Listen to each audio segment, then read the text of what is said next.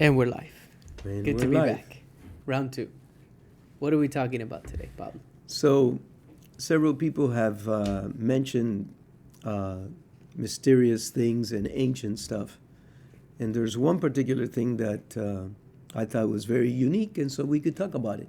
It's called the Lycurgus Cup. It's a Roman cup, and it has a certain technology with it that we were not able to duplicate until the 20th century.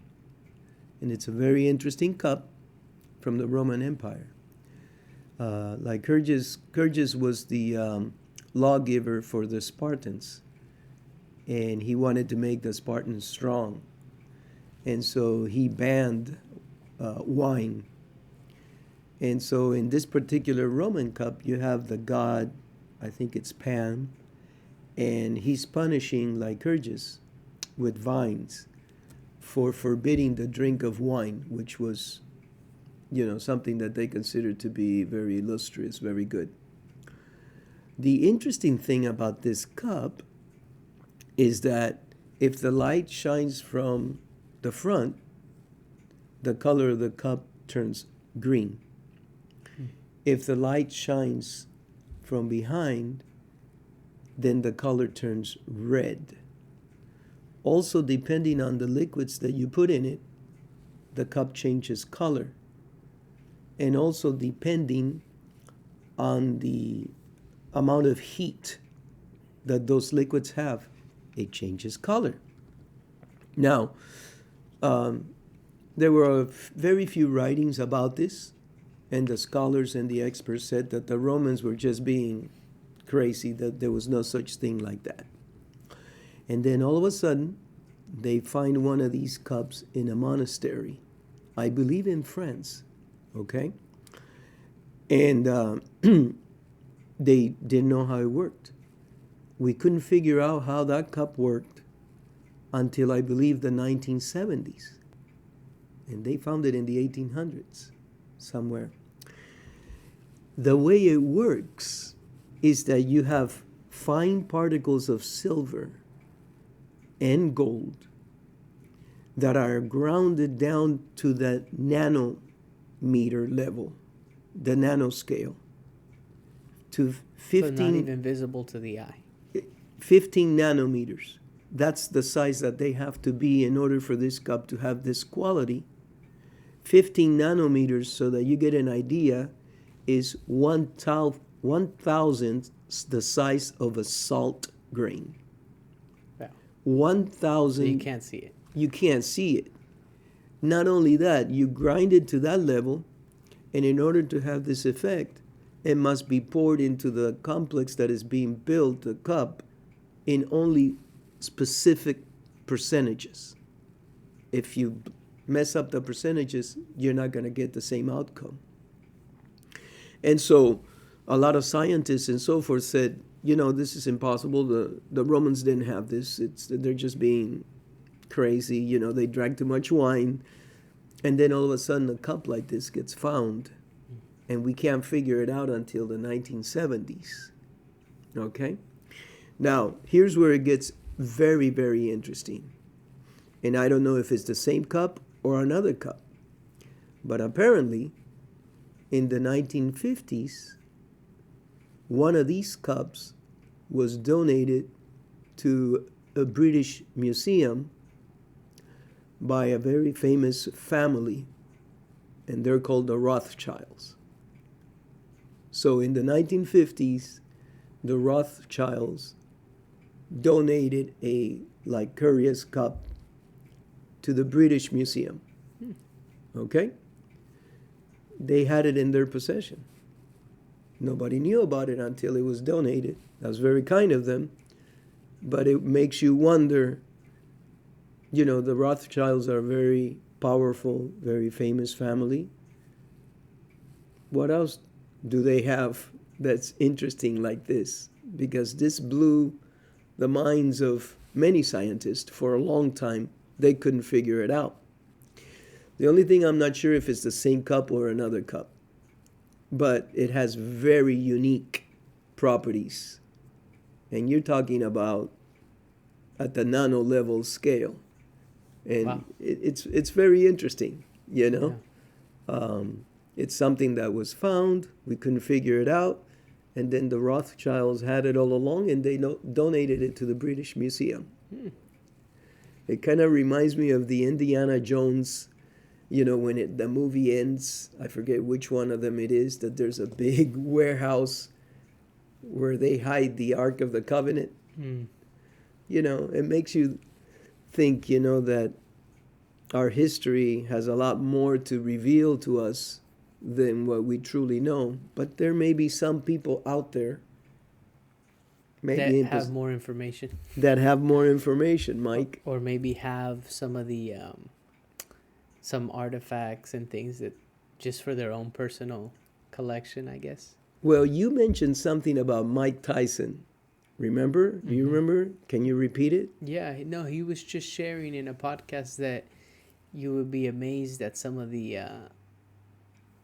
finding, some of the possessions that these very, very wealthy people have. I guess he says like he's seen some things that, your mind would be, Blown away. yeah, blown away because these are things that maybe they're priceless artifacts or certain stuff like that that people really, I don't know if they should have it or if it should be in like a public domain, because if you have it privately, you're not really, and who does that stuff belong to? Does it belong to the person that found it? Does it belong to the person that, or the country in which it's in now? But whose country was it prior to? That's a good point. You know, there was a Spanish galleon that had all kinds of gold bullions, and it sank somewhere. And it comes to mind, I haven't read this in a while, but I think it was in the waters of Peru. Okay? And then this particular company that looks for lost treasures in the sea found it through all their sophisticated radar and stuff like that. And they spend millions looking for it and finding it and bringing it up to the surface. And then a huge political war started, I believe, between that company, Spain, and Peru, because it was in the waters of Peru, but it was a Spanish galleon, so Spain was putting a claim to it.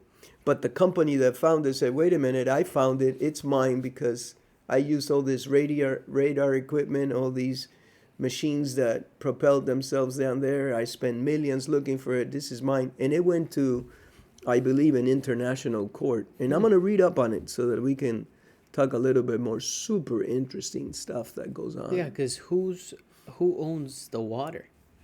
I think it's after a certain amount of miles Correct. away from the coast. I don't know if it's 50. I don't know the exact number. I don't know. But after a certain amount, you're in maritime Right. law. So the waters are ruled differently, and that's why some people say you can get away with a lot. There's a story that I don't remember where I heard it, but on some podcast they were sharing the origins of L. Ron Hubbard, the creator of Scientology. Okay. And that he went on a boat for some time because I guess there was a lot of heat going on, and he was kind of being pursued by government or certain entities. So he gets on a boat and he would go out into the ocean, and he was kind of safe from whatever was happening at the time. And apparently that's how he lived on a boat for a long time. I didn't know that. Yeah. So maritime law. Maritime law. Yeah, it's interesting, Yeah. I remember that case because the gold seals and bullions were definitely Spanish. It was a Spanish ship. And there's records of these ships that have sunk in particular this area, but it doesn't mean... there's a whole science to it. If you sink in one area, it doesn't mean that you sank all the way straight down. The waters might have carried you forward, Sure. To another area or whatever. So, very interesting stuff. Well, I remember you were big into the show of the, what were they looking for? Was it the, not the Ark of the Covenant, that one show where they were digging in Nova Scotia? Remember they were looking Oak for Island? Oak Island, yeah. Yeah. They were looking for what? Well, supposedly they're Mm. looking for a The- big, huge treasure. But specifically they were digging for, I thought it was the uh not the Ark of the Covenant, but the, what was it, the Holy Grail. Oh, It's the search for the Holy Grail. it's crazy. I don't know. I love that show, but you know, they poor guys, They those milk it. two brothers, they did so much, and they, as far I thought they would come up empty-handed, but you know, it's a show for TV, and so every time they found a little thing, you know, they made a big deal of it, and if this is here, potentially there could be a huge Yeah. amount, you know, and so, and I wanted them to find Now, something. I think they found a Spanish coin once. Yeah. So Well, I it's mean- like the Spanish were there. Yeah, and they brought this big, huge, heavy machinery, and there's a lot of mystery to that too, because It was, what was it? The something for Oak Island? The yeah, it was called, well, they thought that the Knights Templar Knights had been Templar. there and all kinds of stuff. And there was a rock that was missing that was engraved with really, really old writing. So it was very interesting stuff. Yeah, I looked at that. I saw that all the time. yeah. But Yeah. the poor guys, you know, they spend a ton of money on that. The Curse of Oak Island. The Curse of Oak Island. But I don't know that I gave they up on it actually after found- watching so many. No one has been. Yeah, but it's from the Knights Templar. That's what they were looking for. Yeah, Yeah, Canada, Nova Scotia. yeah. That's the thing. These people who dedicate themselves to like treasure hunting, you could do it your whole life and maybe you find something, but maybe you come up empty-handed. But there's no doubt there are treasures. Oh, Um, they're found you all the can time, find Mike. Look, there's just this is underwater, oh, hidden look, treasures. right now in Egypt, I believe it was November of 2022. Okay, November of 2022. Yeah. This lady archaeologist, I think her last name is Martinez. Apparently, she has found the tomb of Cleopatra. Apparently. Everything is leading to the fact that it is Cleopatra. And this was in November of 2022. Wow. So, if she has found the tomb of Cleopatra, that is going to be one of the, probably equivalent to the King Tut thing. We should link it.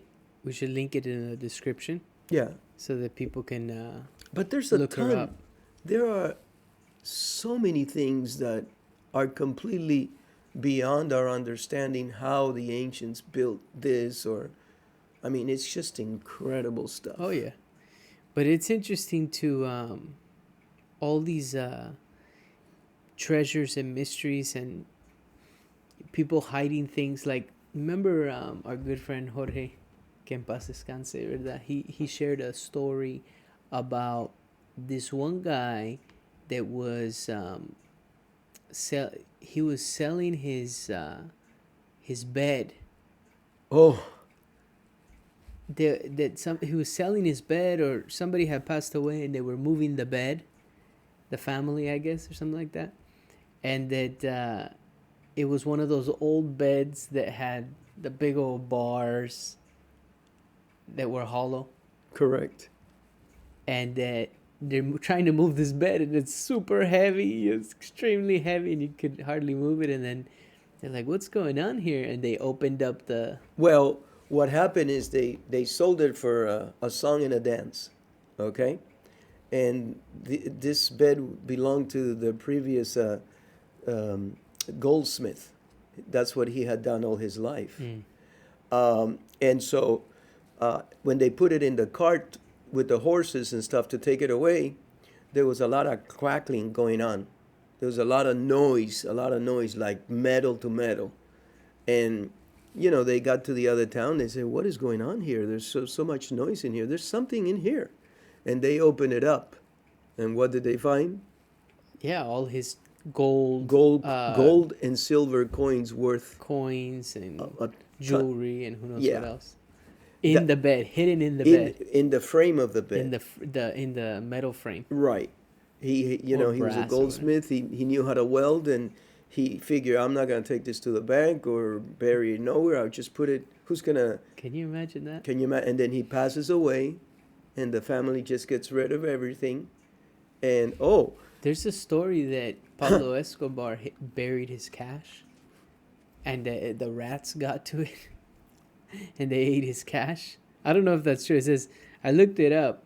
It says despite his efforts, however, even Escobar couldn't spend all the money, and much of it was stored in warehouses and fields. According to his brother, about 10% or 2.1 billion was written off annually, eaten by rats or destroyed by the elements. wow. That's according to Britannica. Yeah, I mean, can you imagine you have that much cash that you can't spend it on? You just Yeah. bury it. But what fascinates me is when you look at things like this cup, this Lycurgus Cup. It's interesting. Yeah, this is extremely interesting because this is a dichromic type of cup, which means it changes colors. If the light hits it from the front, it turns green. From behind, it turns red. And this can only be done by grinding silver and gold particles to the nanometer scale. Yeah, I mean, what tools are you using to do Oh, it? And then how and were then you they have to able write the right mix into it. and how were they able to, I mean, that you can't see it with the naked eye No, if it's down to that level. So then did they have some sort of it's a technology it's a where they lost could, technology. yeah, Actually, we couldn't duplicate it until the late 70s or something like that when we figure out how it worked. And, we had to advance ourselves to a certain level to figure that out. yeah. But every time there was some writings about the Romans, very few documents, very, very few, that said, hey, we had cups that changed color. And the scientists always said, no, we don't have cups that change colors. How could they? No, it's impossible.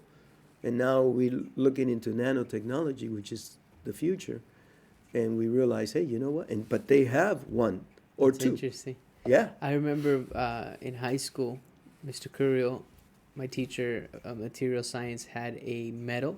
It was called a memory wire, memory metal of some sort. It was just, you could bend it whatever shape, this and that. You could think of a paper clip, like a little wire like that. You would put it in hot water and it would go back to its shape. To its original shape? Yeah, it would go to, like, let's say it was like a clover leaf. It would turn back to the shape of the clover leaf. Really? You'd pull it out of the water, you could bend it whichever way, you'd make it a triangle, the little paper clip. You could put it back in the water and it goes exactly back to the shape of the clover leaf. And it had to be hot water. Yeah. Wow. Imagine that.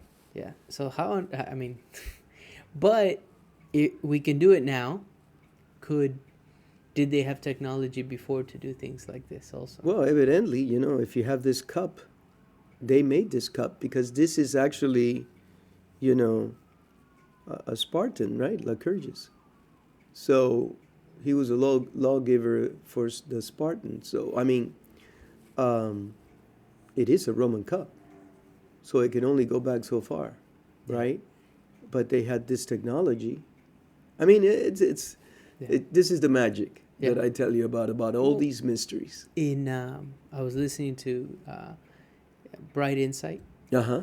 and he was on Joe Rogan, and with the other gentleman from Megalithic, and he was sharing that this occurrence of like some sort of catastrophic event has occurred multiple times in our history. It's wiped us out. I mean, they were citing one time where I think it was like 30% of the earth was on fire, and then another time where there was an event where it wiped out like 99% of the I think he said megafauna. And so how were people surviving? And they were saying most likely in caves, is how people survived. But imagine all the technology that they had that was potentially wiped out, and then they had to rebuild. And look at technology in the last 100 years for us. Look at technology of the last 100, 200 years. I mean, the Model T was created what? Was it in the 1920s? yeah, it was the early 1900s, right? Right, I think so. So, I mean, we went from Model Ts to Teslas, in 100 years. Yeah. Well, I mean, technology. It's interesting because I heard a talk that Elon Musk made, and he says, if you don't have someone pushing technology forward, technology will have the tendency to cave in on itself. Technology doesn't advance on its own. Automatically, yeah. No, you need good engineers, you need very good scientists, physicists, and so forth to push this technology forward. It has to be pushed forward. It doesn't advance on its own. Makes sense. It does the opposite. It will revert back, and you'll lose it. That's why you have all these also Roman aqueducts that have lasted forever, and That's they were amazing, yeah. it's amazing Yeah. the way By they the way, built that stuff. Model T was made in 1908. 1908. Okay. Oh yeah, it's amazing, and that technology is still working. Right. These aqueducts still work. Well, this lady that has found potentially the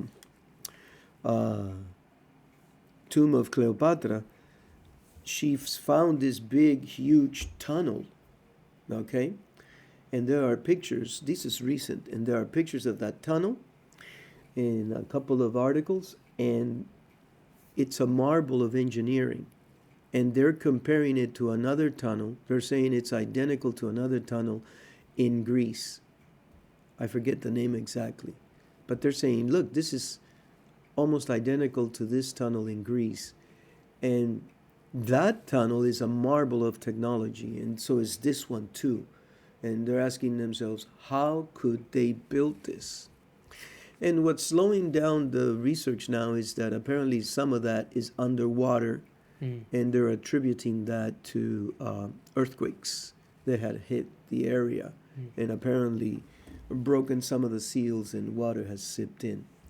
But it's interesting. I mean, this stuff is super interesting, and Yeah. every time I come across something like this, I start reading it, and it takes me down a rabbit hole. Do you know how Cleopatra got into power? Do you know how? Because all the pharaohs were men, right? Right, but Men or young men, or I and think, then all of a sudden she pops out. yeah, I think it was she inherited the throne. Yeah, I mean that would make sense, but it's odd. Actually, there was But let me They- tell you, she was a bright, extremely intelligent woman, potentially genius level. I believe that she spoke 9 languages. wow. And she was quite versed in law, international law, politics. She was groomed from very early childhood to be a queen or a pharaoh. Yeah. There's a I don't remember right now where it was. I want to look this up, and then that way I can, maybe on another one we can talk more about it. But there was a specific, these were statues that they found in Egypt that the faces of the statues had been destroyed. And they were statues of apparently pharaohs. And one of the thoughts behind that was that they were female pharaohs, and somebody was trying to erase that past history that there were actually female pharaohs. And but that was speculation. They didn't know for sure or anything. But the statues, the faces had been destroyed on all of those in this one specific tomb or. Something comes to mind, but I don't want to say because I'm not sure. Yeah, no, I'm not sure exactly where it is or anything, but I'll find out. But that was really interesting when I saw that. Okay. But obviously they vandalized it for a reason. and could be they were trying to hide something. It could be something else. But then again, I remember they didn't allow them to dig further. That project was kind of shut down, and there was a lot more things that they were discovering, and it was closed off. I'll find out. Yeah. Okay. I'll find That'll out. be for the next one. Yeah. All right. Cool. We'll wrap it up. Thank you.